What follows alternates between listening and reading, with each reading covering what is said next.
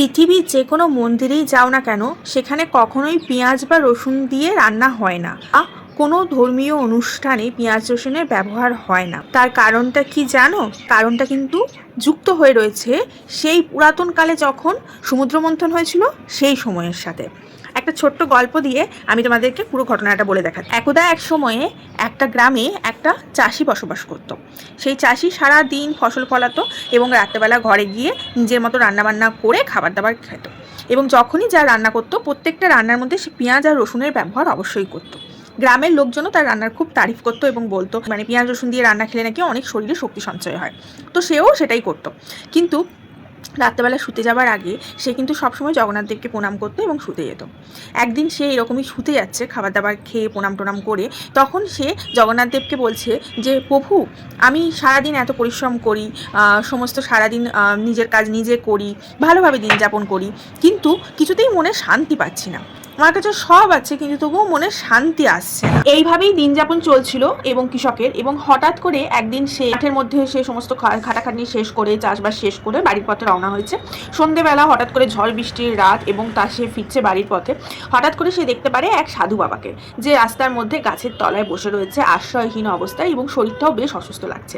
সে তখন সেই সাধু বাবাকে ঘরে নিয়ে আসে এবং ঘরে নিয়ে আসার পর তাকে সেবা শুশ্রূষা করে এবং রান্না বান্না করে খাবার খেতে দেয়।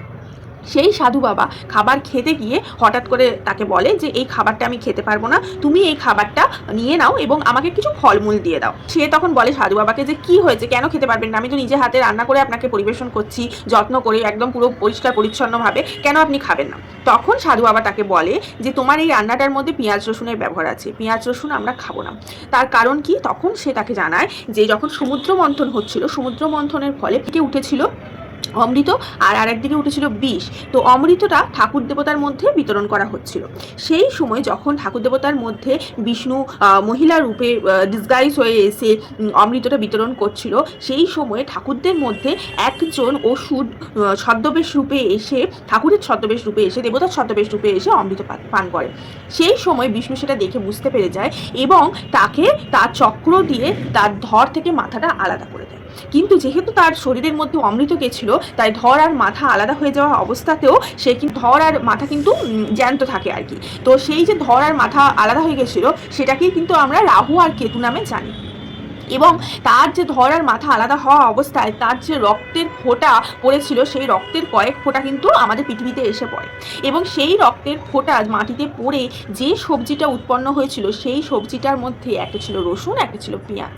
তাই সেই সমস্ত সবজি আমরা যদি খাই, মানে পেঁয়াজ আর রসুন যদি আমরা খাই, তাহলে আমাদের শরীরের মধ্যে থেকে নেগেটিভ জিনিসগুলো বেশি উৎফুল্ল হয়, শরীরের মধ্যে তেজ জিনিসটা বেশি ক্রিয়া করে, শরীরের মধ্যে যে কাম জিনিসটা সেটা থাকে না এবং শরীরের যে ভেতর থেকে যে রাগের প্রতিক্রিয়া, হিংসার প্রতিক্রিয়া, শরীরের ভেতরে অহংকারের প্রতিক্রিয়া, এগুলো বেশি বৃদ্ধি হতে থাকে। তার জন্যে তারা কিন্তু পেঁয়াজ রসুন খায় না। এই কথাটা শোনার পর ওই কৃষক আর কোনো দিন পেঁয়াজ রসুন খায়নি এবং তারপর থেকে তার মনে অসম্ভব রকম একটা শান্তি উপলব্ধি করতে থাকে এবং সে অসম্ভব রকম একটা তৃপ্তি উপলব্ধি করতে থাকে, যেটা আত্মতৃপ্তি বলে, সেটা উপলব্ধি করতে থাকে। এবং এই জন্যেই কিন্তু কোনো মন্দির, কোনো ধর্মীয় স্থান, কোনো ধর্মীয় অনুষ্ঠান, কোনো পুজো পার্বণ, কোনো জায়গায় কিন্তু পেঁয়াজ রসুনের ব্যবহার হয় না। এটাই হচ্ছে এই ছোটো কাহিনীটা। ভালো লাগলে লাইক আর ফলো করো। Love you.